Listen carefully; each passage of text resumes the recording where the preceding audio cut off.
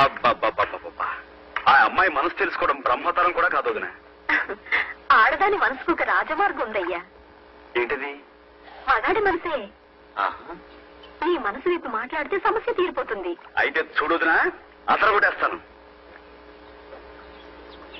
ఇలా మౌనంగా నడవకపోతే ఏదైనా మాట్లాడొచ్చుగా. అలాగే మాట్లాడుకుందాం. ఆ పువ్వులు చూడండి.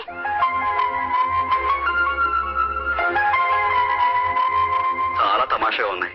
2 కళ్ళు, ముక్కు, నోరు, పెద్ద పెద్ద మీసాలు, అచ్చం మనిషి మొహలాగే ఉంది. బాగున్నాయి కదా. ఈ పువ్వులన్నిటికీ మీసాలు నేనే పెట్టాను. అంతేనా?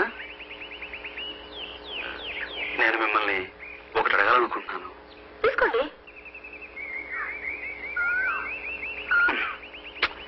ఏరుశనకాయలు కాదండి. నేను మిమ్మల్ని ఎలా చెప్పాలో తెలియటం లేదు. అయితే చెప్పొద్దు.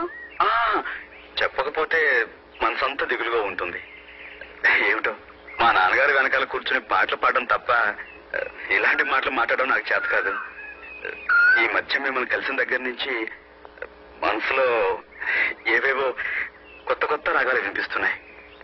ఎప్పుడు వినని రాగాలు, మధురమైనవి, లలితమైనవి. అవి అనురాగాలని తెలుసుకోవడానికి నాకు ఎన్నాడు పట్టింది. ప్రేమంటే ఇదేనేమో. ప్రేమంటే అంటే ఎప్పుడు మిమ్మల్ని చూడాలనిపిస్తుంది. ఎందుకో మీ దగ్గరే గడపాలనిపిస్తుంది. లలిత రాగం నాకు ఎప్పుడు వినిపించినా మీ రూపమే నా కళ్ళ ముందు మెదులుతుంది. ఇవన్నీ చూస్తుంటే మరి మీరు నన్ను లేదా? నాకు తెలుసు ఇలాంటి ముఖ్యమైన నిర్ణయాలు తీసుకునేటప్పుడు మీరు బొమ్మ బొరుసు వేస్తారు. ఉండండి, మీ బదులు నేనే బొమ్మ బొరుసు వేస్తాను. బొమ్మ పడితే మీరు నన్ను ప్రేమించవచ్చు, బొరుసు పడితే నన్ను ప్రేమించకూడదు.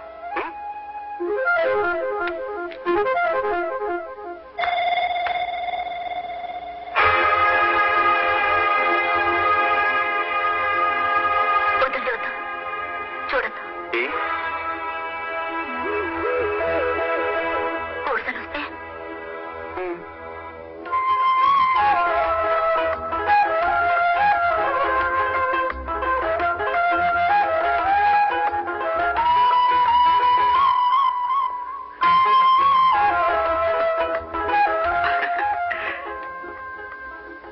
లలిత, ఈరోజు మాకు కచేరీ ఉంది.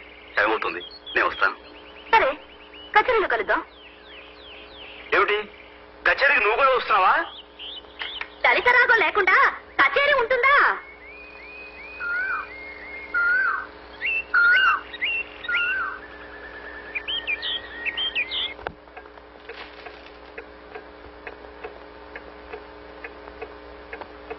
ఇంకా రాలేదా? ఇంకా రాలేదు.